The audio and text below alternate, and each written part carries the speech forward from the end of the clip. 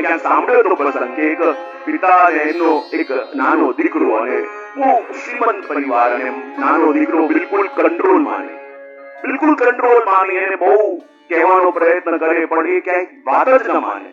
પિતા કહે આ એટલો બધો સેલ્ફ સેન્ટર થઈ ગયો છે, પોતાના સિવાય કોઈનો વિચાર કરી શકતો નથી, પોતાના સિવાય કોઈનું સોચી શકતો નથી. એને મારે શીખવો હોય તો શું કરું? હું એમ કહીશ કે બેટા આમ કર તો એ ઊંધું જ કરશે, હું એને કહીશ કે આમ કર એ બિલકુલ નહીં કરે. તો આને જીવનનો પાઠ મારે શીખવવો. એના પિતા બહુ અનુભવી, એના પિતા બહુ જ જ્ઞાની અને જાણતા હતા કે એને એમ કહીશ કે આ બેસીને શીખ, એ ક્યારે નહીં કરે.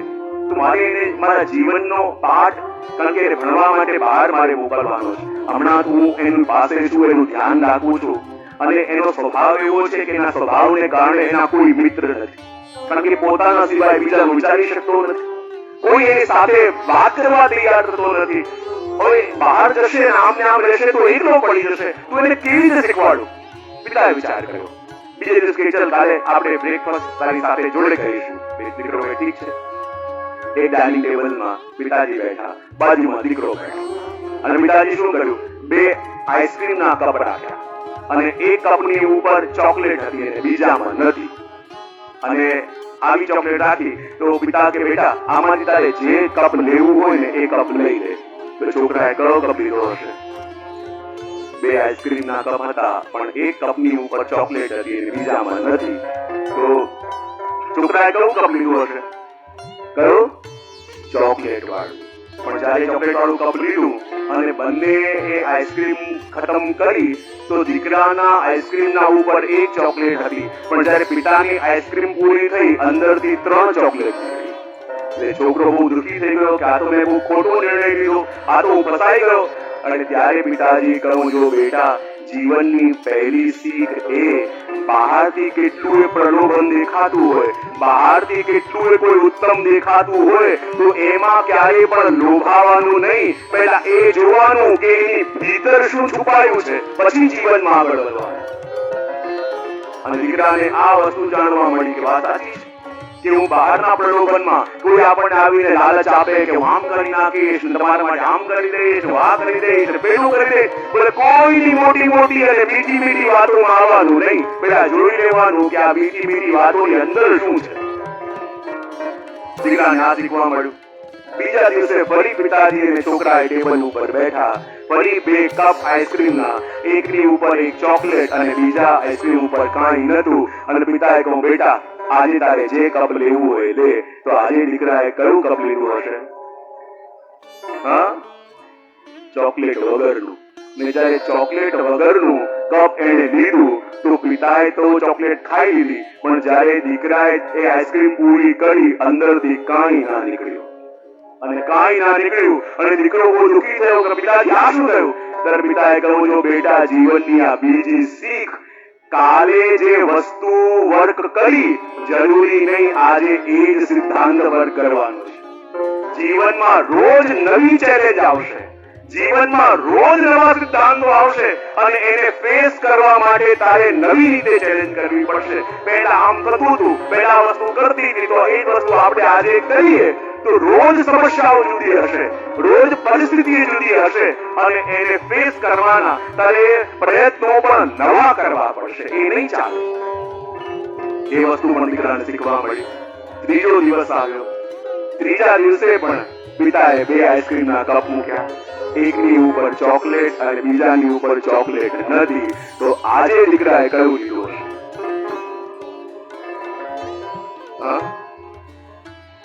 કયું? ચોકલેટ વાળું. એકવાર અનુભવ કરી ચૂક્યો હતો. ચોકલેટ વિનાનું એ પણ અનુભવ કરી ચૂક્યો હતો.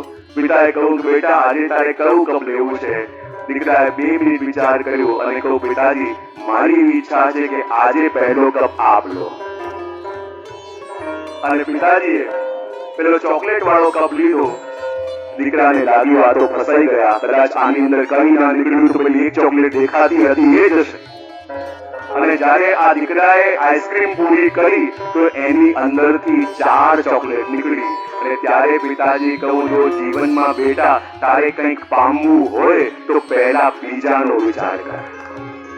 જ્યારે તું બીજાનો વિચાર કરીશ તો આ પ્રકૃતિ તને એ બધું આપશે કે તાજે તને જોઈએ છે. જો મારું સુખ મને મળે માં જઈશ તો ત્યાં ને ત્યાં અટવાયેલો રહીશ. જીવનમાં જે પણ પામવું છે એ પહેલા બીજાને કેવી રીતે મળે, એ વસ્તુ હું બીજાને કેવી રીતે આપું, જ્યારે એનો વિચાર તું કરતા થઈ જઈશ તો આ પ્રકૃતિ, આ નેચર તને એ બધું લાવીને આપશે કે જે તું બીજાના માટે વિચાર કરે છે. અને ત્યારે એ દીકરાને એ સિદ્ધાંત સમજાયા. અને એટલે તો આ જગતની અંદર આપણે આવી તો ગયા છીએ, પણ આ જગતમાં એવી રીતે રહીએ. હું તો કાયમ કહેતો હોઉં છું, આ જર્ની શું છે, આ લાઈફ આપણે જીવનમાં ટિકિટ લઈને આવીને બેસી ગયા છે. હવે મુંબઈ થી દિલ્હીની ટ્રેનની ટિકિટ કન્ફર્મ લઈને તમે ટ્રેનમાં બેસી ગયા હો, તો હવે ટ્રેનમાં તમે બેઠા હો કે રડતા જાઓ, નાસ્તા જાઓ કે ગાતા જાઓ, ટ્રેન ક્યાં પહોંચવાની તો છે દિલ્હી. તો એમ જીવનની ટિકિટ કપાવીને સંસારમાં આવી ગયા છીએ તો આપણું લાસ્ટ સ્ટોપ તો મૃત્યુ છે. હવે આપણી ઉપર છે કે રડતા જવું છે કે નાસ્તા જવું છે કે ગાતા જવું છે, એ આપણી ચોઈસ છે. જીવનને માણીને જવું છે કે ખાલી ફરિયાદ કરતા આવ્યા અને ફરિયાદ કરતા જવું છે. કહેવાય ને કે જ્યારે બાળક જન્મે તો જન્મતાની સાથે રડે, અને ન રડે ને તો ડોક્ટર એને મારીને રડાવે. બોલે કેમ રડે છે? તો કોઈ ચિંતા કે બહુ સરસ કહ્યું કે બાળક જન્મતાની સાથે રડવો જોઈએ, રડે તો એમ લાગે કે નોર્મલ છે, ન રડે તો ચિંતા થાય. બોલે રડે છે કેમ? તો કોઈ ચિંતા કે કહ્યું કે જે કામ ગયા જન્મમાં અધૂરું મૂકીને માણસ જાય એનાથી શરૂઆત કરે. તો ગયા જન્મમાં શું કરતા ગયા હતા? રડતા. આ નથી માનતા ને પેલું નથી મળતું, એની પાસે એ છે ને મારી પાસે આ નહીં, ખાલી મારી સાથે જ આવું કેમ થાય છે? ભગવાન બધાનું સાંભળે છે, ખાલી મારું સાંભળતા જો ભગવાન દરેકને આપે છે, ખાલી મને જ આપતા નથી. એમ રડતા ગયા હતા તો આ જન્મે પણ રડતા. અને એટલા માટે તો કહ્યું કે જે કામ અધૂરું મૂકીને જઈએ એ કામની શરૂઆત કરવી પડે. તો એ ચોઈસ આપણી છે કે રડતા જવું છે કે હસતા જવું છે. હું કાયમ કહેતો હોઉં કે મૃત્યુ એટલે શું? મૃત્યુ એટલે આપણી એક્ઝામનો ટાઈમ. મૃત્યુ એટલે શું? ભાવથી બોલો તો ખરા. અને એક્ઝામના ટાઈમમાં સૌથી ભયભીત બાળક કયું હોય? જેને આખું વર્ષ એમ મૃત્યુના સમયમાં સૌથી ભયભીત વ્યક્તિ કોણ હોય?